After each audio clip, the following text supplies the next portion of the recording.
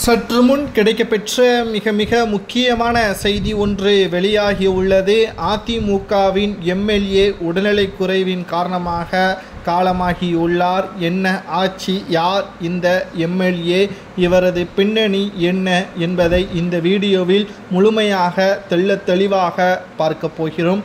2021 சட்டமன்ற தேர்தலில் அதிமுகவின் சார்பாக போட்டியிட்டவர் அமுல் கந்தசாமி.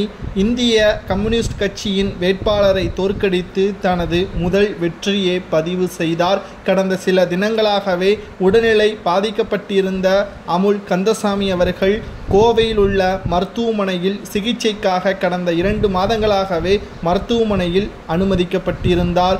இன்று ஐசியூவில் சிகிச்சை பெற்று வந்த நிலையில் பிற்பகல் சிகிச்சை பலனின்றி காலமாகியுள்ளார் என்ற தகவல் உறவினர்களாலும் மருத்துவர்களாலும் அதிகாரப்பூர்வமான அறிவிப்பு வெளியிடப்பட்டுள்ளது. அமுல் கந்தசாமியின் மறைவிற்கு எடப்பாடி பழனிசாமி அவர்களும் பன்னீர்செல்வம் அதிமுகவின் மூத்த நிர்வாகிகளும் இரங்கலை தெரிவித்துள்ளனர்.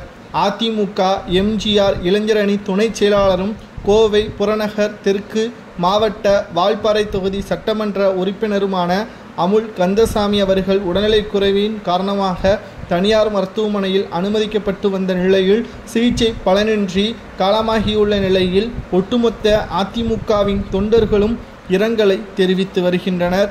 இந்த மறைவு ஒட்டுமொத்த அதிமுகவிற்கும் சோகத்தை ஏற்படுத்தியுள்ளது. மேலும் இவர் வால்பாறையில் மிகப்பெரிய ஒரு ஆதரவுகளை வைத்திருந்தார்.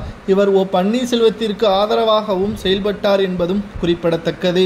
2026 சட்டமன்ற தேர்தலில் 2வது முறை வெற்றியடைய வேண்டும் என்றால் பன்னீர்செல்வம் அவர்களது ஆட்சி அதிகாரங்கள் அனைத்தும் அதிமுகவில் மீண்டும் அவர்களது ஆதரவு இருந்தால் மட்டும்தான் அதிமுகவின் வெற்றிக்கு வழிவகுக்கும் என்பதை அவர் கூறியிருந்ததும் குறிப்பிடத்தக்கது. உடல்நலக் குறைவின் காரணமாக இந்த நிலைமை ஒட்டுமொத்த தொண்டர்களுக்கும் வால்பாறை தொகுதியில் உள்ள அதிமுகவின் தொண்டர்களுக்கு அதிக அளவு வருத்தத்தை சோகத்தையும் ஏற்படுத்தி இருப்பதை உறுதி செய்துள்ள வீடியோதான் இது.